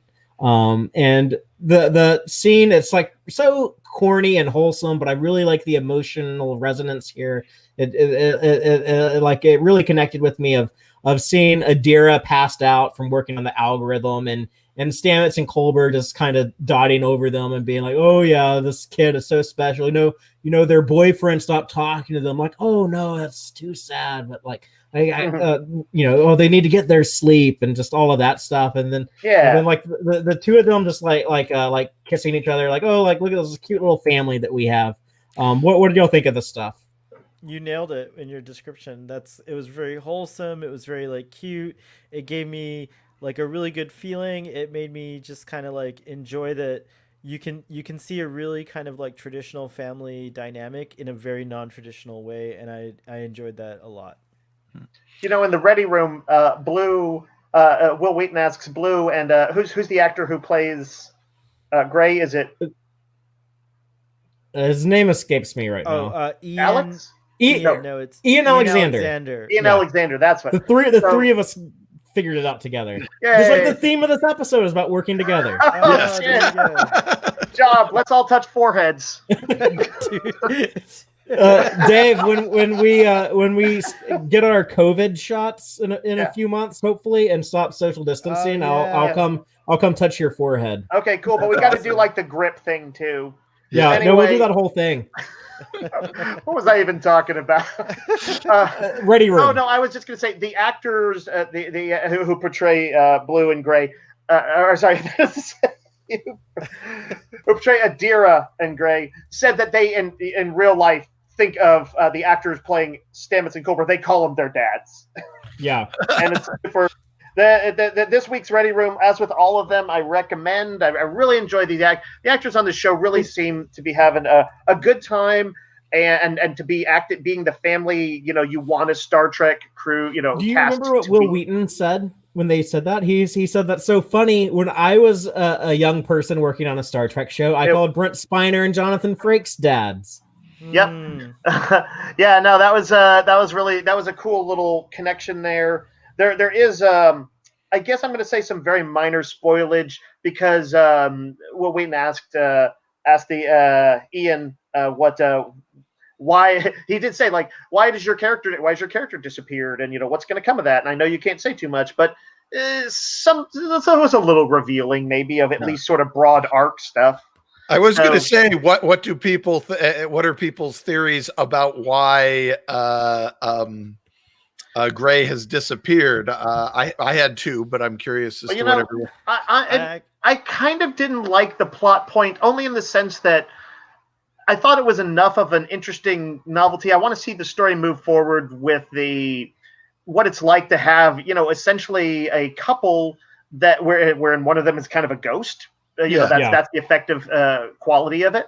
Yeah, it was frustrating. And I just wanted to see it just move forward. But Father, you mentioned, and I think I like that status quo. I don't need it to move forward. I'm okay with that just being their deal. Well, yeah, I guess that's what I mean. But I mean to move forward as the status quo, in the sense that they talked about let's create some new adventures, and I'm like, oh, how does that work when you have this unusual relationship? Let's go ahead and see it. Let's see it happen. And so I didn't want them to immediately have this extra hurdle. But Father, you do make the good point that this could be sort of an allegorical thing about transitioning and some of the questions asked and difficulties. And so that one I kind of have to see play out. I just know that it's not immediately engaging to me. Yeah. Well, I've already spoiled this on the podcast before, but I'll bring it up again. I don't think it really hurts to know this. But Gray will be back. Ian Alexander has been on the sets in Toronto shooting season 4 in recent weeks. So hopefully the Culber treatment will further with that character. Well, that tends to rule out one of my two theories about why Gray has disappeared. Well, what's your other theory? Well, one theory was Gray, as Adira moves on and deals with the grief and that Gray is just going to fade away into her memories as a person who has died should do for a healthy development, which I don't like that. I like ghost boyfriend. Yeah. I'd want to keep. What was the other theory? The other one, he kept saying you need to make friends with the other people on Discovery. This could be Gray's way of forcing the issue. Yeah, I guess that's one of your few. Favorite. That's one of the few power moves you can have when you're just kind of an imaginary type. Starfleet Boy, was there something you were saying a second ago? I actually like that theory a lot. I was just gonna say that I love the problem with this whole storyline for me is that I love Adira and I love Gray. I'm just so like not vibing with the dead boyfriend thing, like, and I don't want him to be resurrected, and I just like I wish he just never had died, but of course we couldn't have the whole thing. I'm just like I'm really troubled by this story, but I love the character so much that I'm willing to. Why are you troubled by it? I know you've mentioned it's a personal thing. Like I just don't like this whole idea that like I think the dead should be resting. Like that. Like I don't. Right. I don't know. I think that's a fair point. I also think it would be a difficult thing to have something where a relationship where physicality is such an important part of almost all relationships is now lost, or at least I think it's lost. You might be able to mentally simulate. Yeah, they really imply that Adira can feel Gray when Gray reaches out to touch her. Father and Brian, I know that you and I have talked. I know y'all have seen this because we've talked about it. But the new Twilight Zone on CBS All Access had that episode where you had those two characters who mentally connected.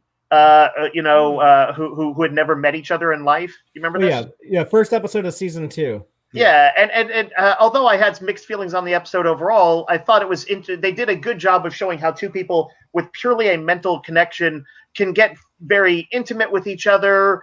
They did have control over it. They could like shut the other person out, I think, and stuff like that. But they went into a little bit of depth on it, and it was interesting. And I feel like actually that episode would maybe have some thoughts and insights to help them move forward with Gray and Adira. Yeah. I recommend people watch that. It was really good, and I liked that new season of Twilight Zone a lot. I was very lukewarm on the first Everybody go season. watch that episode.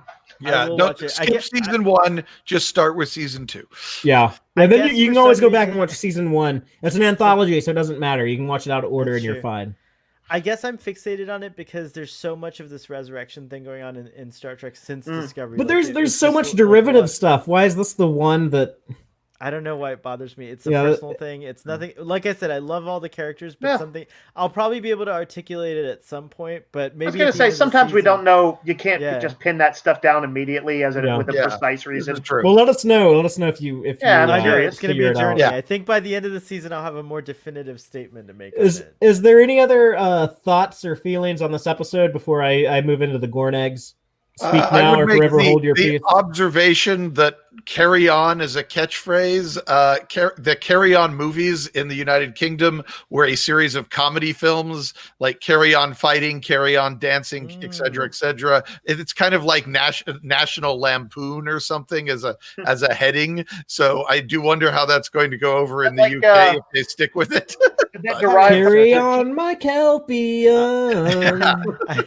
Did that derive from the "Keep Calm and Carry On" or whatever? I suspect there was a connection between, and I don't know how big the Carry On films are these days. They were really big in the 70s and 60s, and I don't know if anyone even talks about them anymore in the UK. But I will say that I thought that Saru's attempt to find a catchphrase was a little bit too meta, but I still found it kind of funny, and so I was able to roll with it. We did that on Lower Decks. Yeah. Captain Freeman was doing that on Lower Decks. Yeah. Oh, interesting. Well, it's maybe more of a fit there, but given it was Saru and Tilly, I could absolutely believe the two of them are like, we need a catchphrase. I do? Yes, you do. Okay, we have to come up with something then. Well, Saru in particular, we have seen him studying the sort of legendary captains of old, so it seems possible that it might cross his radar. I do want to say that just for me personally, I'm even more kind of now upset that Tilly's only an acting first officer because I think she's doing a great job. and I think that the character was pretty awesome in this episode. So for me, Tilly and Rin were definitely standouts, and not just because of their backstories and the fact that they're married and all that. Even though there is hints of that on screen, you maybe see or glean a little bit of that relationship there, perhaps. But they have good chemistry. They have really good chemistry. Yeah, exactly. Yeah. So yeah, I really that stood out for me. And Captain Saru. And again, I just go back to my opening statement of all the character moments in this were so great that I am willing to forgive the episode big time for all of its flaws, and that's why I would have rated it so high when I did. Fair enough. All right. Well, on that note, we shall move on to the Gorn eggs. These are all the Easter eggs, in jokes, and continuity connections I found within the episode. If I miss any, be sure to let me know, and I'll give you credit for it next week. But the first one that I saw was the Starfleet badge held by Osyraa near the opening of the episode. That is actually a Star Trek Picard era badge that we see these worn in Star Trek Picard Season 1. Saru's attempted catchphrase of execute, and that's actually borrowed from Captain Styles of Star Trek III, The Search for Spock. That's how he gave the command to activate the transwarp drive. He said execute. Kirk, you do this. You'll never sit in the captain's chair again. So lovable. That was a false prophecy, wasn't it?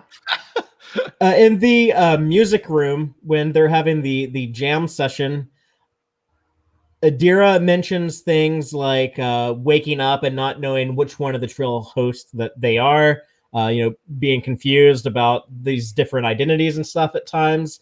That is very similar to how Esri in Deep Space Nine described the initial days of being joined with a symbiont. This is someone else who was not prepared for it, did not train to be a host, didn't go through all of the symbiosis commission stuff.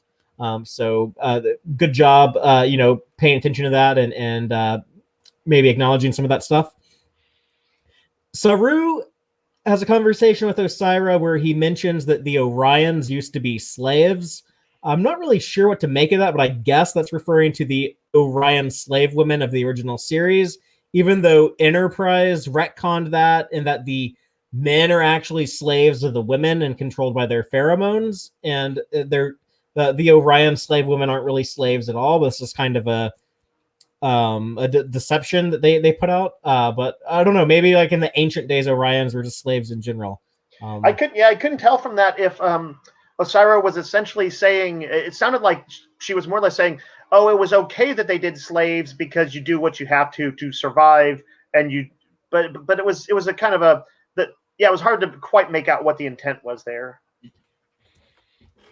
Also about Osyraa, she mentions the measurement of land in hecapates when she's saying she's going to blow up the hecapates of the planet, of the forest. Hecapates is a measurement that was used by the Bajorans on planet Bajor. Ben Sisko bought a property of 12 hecapates, I believe, in season 7, where he planned to build his dream home. So that was something used by the Bajorans. I don't know if anyone else used that. Maybe they learned that from the Cardassians. Who knows? But those are all of the Gorn eggs that I. Or wait, I had one more. My bad. The amplification of the electromagnetic signal that the locusts used to communicate with each other. They make a reference to when they did this on Kaminar in that episode, the sound of thunder with Saru's home planet. If you go back and watch that, they were actually taking the sphere frequency that triggered the Vihari in Saru that made his gangula drop off when he met that sphere in space. They got all that data from. They transmitted that signal to Saru to use the Bayul technology to broadcast across the planet. And I guess somehow, in addition to that, the Discovery was also amplifying that signal to make sure every Kelpian heard it. And those are all of the Gorn eggs I found. But like I said, I found two, I think, well, one for sure, and one that I think is, but I'd need to verify with you. The name of the bad guy's ship, Osyraa's ship, is Viridian. Viridian. As in Viridian 3? Well, that's what I thought at first, because there's Viridian 3 in Star Trek Generations, but actually I didn't know this, but Viridian is a color. Viridian is a bluish greenish color. So Okay. I guess that's why the Emerald Chain has a ship called Viridian, because they're Endorians and Orions. And the other one is when they clean up the distress signal, it is a sound effect used for distress signals in the Next Generation. Is that a distress signal, or is that sound just used on computer menus? Because no, it's one that they've used as a repeating beacon. I don't know if it was a distress call or a beacon, but it was definitely used in the Next Generation. It sounds similar to something that the computers have done in TNG and also in Voyager, but I couldn't find an instance of it being used as a distress signal, so I didn't. Well, it might have been a beacon, but it was some sort of radio received signal that they were homing in on or detecting, and they put on the speakers. So, you know what episode that was in? No, I collected a bunch of Next Generation and sound effects for use in my Star Trek soundboard, and that was one of the ones I've got. So if anyone knows when that was used as a broadcast beacon, let me know, because I looked into that and I couldn't find it, but maybe someone else did a better job than me. But yeah, that's all I got. One comment from Pastel Pirate. Viridian's also a Pokemon town. Oh, nice. You know what? I actually referring to. I think I actually knew that in the back of my head. I was like, that's why it seemed familiar. Disappointed in you. You're grown-ass man. You don't know about me and Bulbasaur, okay? Well, all that being said, everyone checking us out live should come back in about 30 minutes. We are going to be hanging out on Starfleet Boy. More, because we're early, so probably around 11. Okay, so in about 45 minutes, wherever you are, whatever time it is, in about 30 minutes. Sorry. At some point in the future tonight, Starfleet Boy, what are we talking about tonight? We're talking about The Mandalorian Chapter 14. Very exciting stuff. And of Chapter course, 14. Do we want to say the title? The title of the chapter? Yes. And what are we tragedy. What do we call it? Should we just call it the tragedy? The Starfleet. Yeah, I have a feeling it's going to be a tragedy. Okay, I mean, we'll call it most of the streams you and I do together are so. But yeah, this episode of Mandalorian directed by a Texan. Oh, nice. Oh, is that Yeehaw. right? Yeah. Very cool. So I did a great job. Well, I'll have fun talking about that. So anyone who wants to hear that, be sure to catch that on Starfleet Boys YouTube channel. And next week, please return for another TQIF session to another Tex-Trek broadcast where we will be talking all about Discovery Season 3, Episode 9, Terra Firma, Part 1.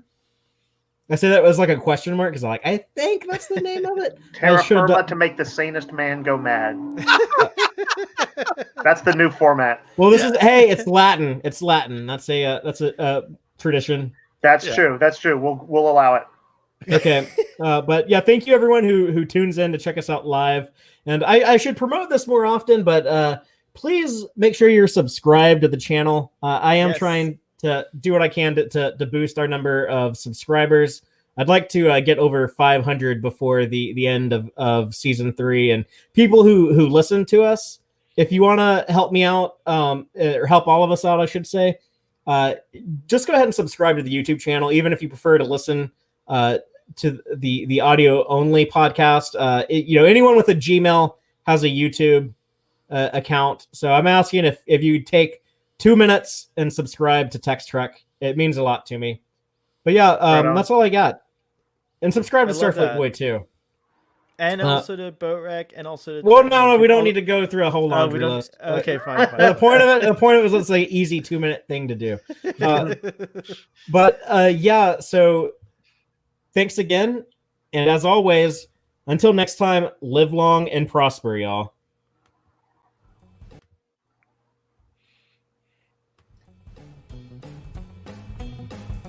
Listen to the Tex-Trek podcast through Apple Podcasts, Google Podcasts, Spotify, or at tex-trek.com. Like us on Facebook at facebook.com/tex-trek. and follow Fathery on Twitter at Tex-Trek. Please support us by liking our videos and subscribing to our channel on YouTube. Thank you.